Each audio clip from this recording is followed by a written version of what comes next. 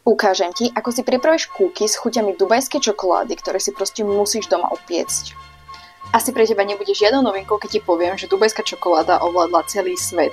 Už z nej robia makrónky, pečené nanuky, torty, cheesecakey a množstvo ďalších vecí. A ja ti teraz ukážem, ako si pripravíš cookies s príchuťou dubajskej čokolády.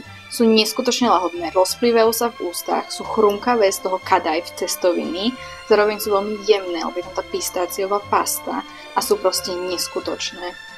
Ako prvé si priprav plnku. V miske si zmiešaj 170 g pistáciového krému a 50 g kadajf upraženej cestoviny do spojenia.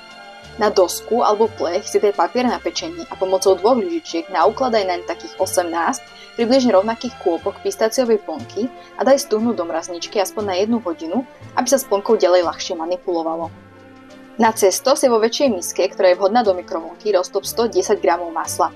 K maslu prisýp 75 g hnedého a 55 g kryštálového cukru a zamiešaj. Pridaj 1 vajce izbovej teploty a vymiešaj do hladkej zmesi. Nakoniec pridaj 200 g preosiatej hladkej múky, pol čajovej lyžičky vanilkovej pasty, ktorú samozrejme môžeš pridať aj skôr, len ja som na ňu zabudla, pol čajovej lyžičky sódy bikarbóny a pol čajovej lyžičky soli a vymiešaj do vytvorenia kompaktného, mierne lepivého cesta. Nakoniec k cestu prisyp 100 g nasekanej 50% horkej čokolády a 50 g nasekaných solných pistácií a zamiešaj. Tu poprosím minútu ticha pre moju vylizovačku.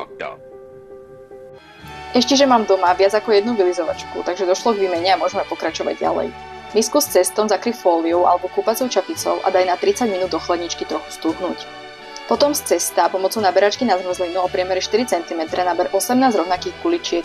Zober jednu guličku, roztlač ju medzi prstami, čím vytvoríš taký disk, do stredu daj stuhnutú pistáciovú plnku a obal ju cestom tak, aby nikde nebola vidieť, inak by sa ti to v rúre vylialo von.